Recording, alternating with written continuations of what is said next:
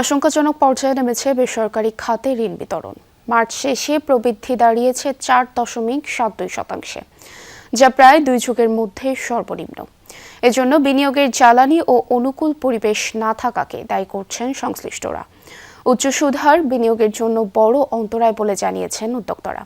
যদিও বাংলাদেশ ব্যাংক বলছে বিনিয়োগ বাড়াতে কাজ করছে সরকার। বন্ধ রাখা কারখানা সচল করা গেলে বেসরকারি খাতের স্থবিরতা অনেকটাই কেটে যাবে।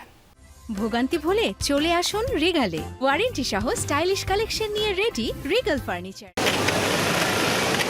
গেল কয়েক বছর ধরে স্থবির বেসরকারি বিনিয়োগ।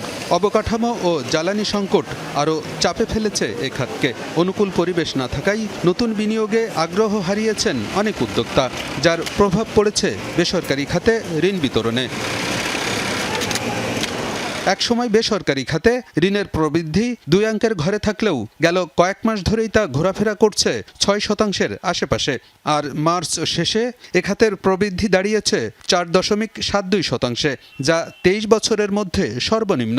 উদ্যোক্তারা বলছেন, জ্বালানি সংকট ছাড়াও বর্তমানে উচ্চ সুদহার বিনিয়োগের সবচেয়ে বড় অন্তরায়। ব্যবসা করার একটা পরিবেশ আছে কিনা, ব্যবসা করার পরিবেশের মধ্যে কিন্তু একটা ভেরি ইম্পর্টেন্ট অঙ্গ কিন্তু আমার কস্ট অফ বরোয়িং কত।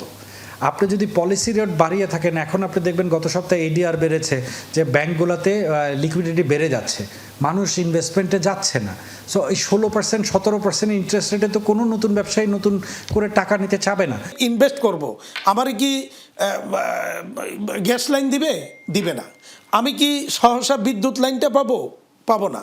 তাইলে প্রথমেই এনার্জির কারণে আমি চিন্তা করতে পারছি না, ব্যাংকিং কারণে চিন্তা করতে পারছি না।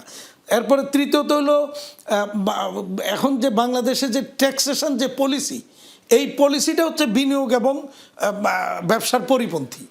যদিও ব্যাংকাররা বলছেন, সুদের হারই বিনিয়োগের একমাত্র প্রতিবন্ধকতা নয়, নেই বিনিয়োগের অনুকূল পরিবেশ, যে কারণে বেসরকারি খাতে ঋণের চাহিদা এখন তলানিতে। বিদ্যমান ব্যবসা টিকিয়ে রাখতেই হিমশিম খাচ্ছেন অনেকে। প্রুডেন্ট বড়োয়ার কিন্তু এখন এক্সপানশন করতে চাইবে না। সেভাবে ভাই আমি যেটা আছে সেটা নিতে চাইতে পারছি না, আপনার মার্কেটের ডিমান্ড নাই। অনেক বড় বড় কোম্পানি এখন স্ট্রাগল করতেছে। আমি টাকাটা কী করবো? এখন লোক যখন টাকা দিতে আসে আমাকে টাকা নিতে হবে। তা আমি যখন নেই, আমি যখন কোথায় ইনভেস্টমেন্ট করব? টাকাটা তো আমি যদি ইনভেস্টমেন্ট না করি, রিটার্ন না পাই, আমি ওনাকে ডিপোজিট দেবো কোত্থেকে? তখন স্বাভাবিকভাবে আমি ট্রেজারি বিল বা বন্ডে ইনভেস্টমেন্ট করি, অপশন তো নাই। বাংলাদেশ ব্যাংক বলছে, বিনিয়োগ বাড়াতে সব ধরনের উদ্যোগ নিচ্ছে সরকার। প্রতিবন্ধকতা দূর করতে আলোচনা করা হচ্ছে উদ্যোক্তাদের সাথে। বন্ধ কলকারখানা চালু হলে বেসরকারি খাতের স্থবিরতা অনেকটাই কেটে যাবে বলেও আশাবাদী কেন্দ্রীয় ব্যাংক। কার কী ধরনের সহযোগিতা লাগবে, আর্থিক প্রণোদনা দরকার আছে কিনা, নীতিগত সহায়তা দরকার আছে কিনা, কেউ কোনো উদ্যোক্তা হয়তো বা আছে তারা শুধু নিরাপত্তা চায়। সরকারকে সাথে ওই সমস্ত ইস্যু নিয়ে বসা হবে এবং সরকারের সর্বোচ্চ পর্যায় থেকে একটা সুনির্দিষ্ট একটা ঘোষণা আসবে আশা করি। সেটা আসলেই এই যে স্থবির যে অবস্থা বিরাজ করছে মানে প্রাইভেট সেক্টরে, সেটা আশা করি আর থাকবে না। সংশ্লিষ্টরা বলছেন, নির্বাচনের পর রাজনৈতিক অনিশ্চয়তা দূর হলেও মধ্যপ্রাচ্য যুদ্ধসহ বৈশ্বিক সংকটের কারণে নতুন বিনিয়োগে কিছুটা সময় নিচ্ছেন উদ্যোক্তারা। আলমগীর হোসেন, যমুনা নিউজ, ঢাকা।